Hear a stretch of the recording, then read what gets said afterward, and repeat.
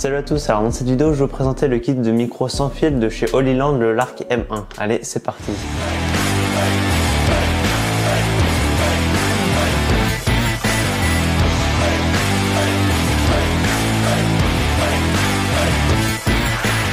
Alors la vidéo va se dérouler en deux parties. Une première partie, je serai ici pour faire un peu la présentation en globalité, et puis après on ira en extérieur pour faire un test un peu plus poussé et voir qu'est-ce qu'il propose.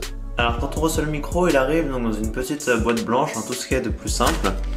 Et donc à l'intérieur, on va retrouver un étui dans une matière un petit peu rigide. Et c'est super pratique, comme ça on peut le transporter facilement sans avoir peur de l'abîmer. Et pareil, il rentre facilement dans un sac, donc ça c'est vachement bien. Et puis on a également un petit peu de documentation sur le micro, mais il n'y en a pas réellement besoin parce que la prise en main est vraiment simple. Donc à l'intérieur de la boîte rigide, donc elle est séparée en deux parties. Et puis donc il y aura une partie où on va retrouver donc le micro avec également deux bonnettes anti-vent. Et puis donc de l'autre côté, protégé par un petit filet comme ça, et ben il va avoir donc un câble pour le chargement, donc ça va être un câble en USB-C. Et puis également deux câbles jack, donc qui vont permettre de relier donc le micro à l'appareil photo. Donc un pour un appareil photo et l'autre avec un embout gris pour les téléphones. Alors pour commencer déjà, un truc incroyable, c'est que le petit micro comme ça, il a autonomie de 8 heures. Donc ça veut dire que si on veut, on peut l'utiliser pendant 8 heures sans interruption. Enfin, moi je trouve ça assez incroyable, j'ai pas vraiment essayé j'ai pas utilisé pendant 8 heures, mais en tout cas je me dis que sur un petit format comme ça, il peut avoir une batterie qui tient 8 heures, c'est vraiment génial.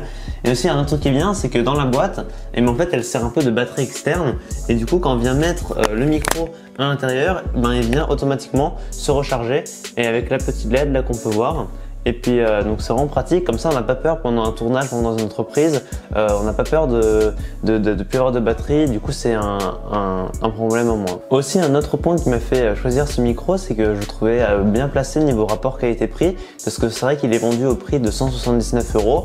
Donc quand on voit les autres micros, par exemple Rode avec les Wireless Go 2, et qu'on voit qu'ils sont à plus de 350 €, c'est vrai qu'on se demande s'il y a vraiment une telle différence, et vu l'utilisation que j'en fais, c'est largement suffisant et j'en suis pour l'instant très satisfait. Bon, du coup je vous ai un peu dit à peu près les caractéristiques importantes à savoir sur ce micro, mais ce qui nous intéresse vraiment c'est qu'est-ce qu'il propose, et donc du coup c'est parti, on va le tester dehors. Ok, alors maintenant on se trouve dehors pour faire les tests en conditions réelles du micro.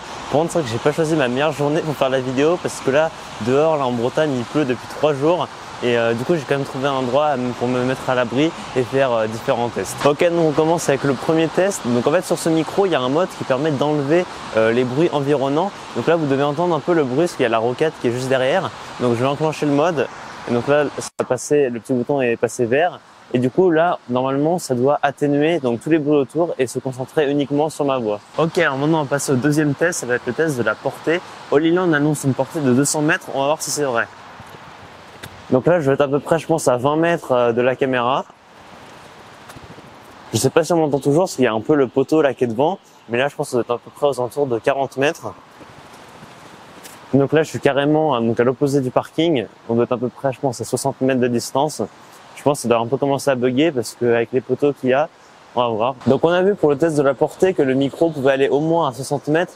Mais c'est vrai que quand on fait une vidéo comme ça, avec un micro-cravate, c'est quand même assez rare qu'on s'éloigne à plus de 60 mètres, mais en tout cas du coup on peut quand même voir qu'il a une bonne portée. Maintenant on va passer au troisième test, ça va être le test du vent. Malheureusement il n'y a pas énormément de vent en ce moment, du coup ce que je vais faire c'est que je vais prendre mon vélo et je vais rouler, et comme ça vu que je serai en mouvement, logiquement ça devrait faire, le vent devrait faire du bruit dans le micro, on va voir ce que ça donne. J'en profiter pendant le test du vent pour vous expliquer pourquoi j'ai choisi ce micro et pas un autre. Et ben en fait c'est parce que j'ai regardé cet été un micro cravate, et j'ai vu que niveau rapport qualité-prix il était vraiment bien.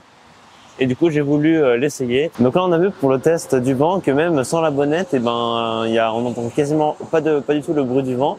Mais c'est vrai qu'après on n'est pas dans des conditions vraiment comme si exactement il y avait du vent. Du coup je pense que si jamais je vais sur la côte bretonne d'ici peu, il y a souvent beaucoup de vent là-bas, et du coup je vous ferai peut-être une story pour vous dire si il est vraiment performant. Et ok, du coup pour le dernier test, je me disais que ça pouvait être intéressant de comparer un micro normal. Donc c'est le micro que j'utilisais avant, c'est le Rode Vidéo Micro.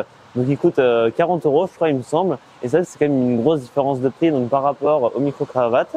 Et du coup l'idée serait de voir si est-ce qu'il y a réellement une différence, et est-ce que ça vaut vraiment le coup d'acheter un micro cravate, ou alors partir sur un micro plus simple. Ce que je vais faire pour ce test, c'est que je vais lire la description du produit avec les deux micros pour pouvoir comparer. Le kit micro lavalier Lark M1 comprend un récepteur et deux micros émetteurs omnidirectionnels sans fil.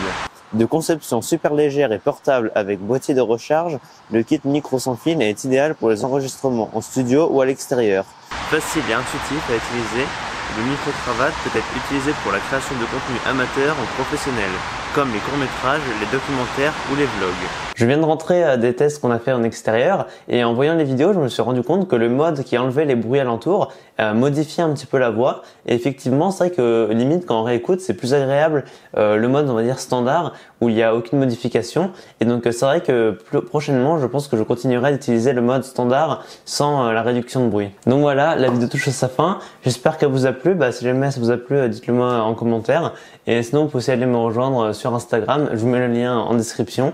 Et puis sinon, je vous dis à bientôt pour de prochaines vidéos. Allez, salut!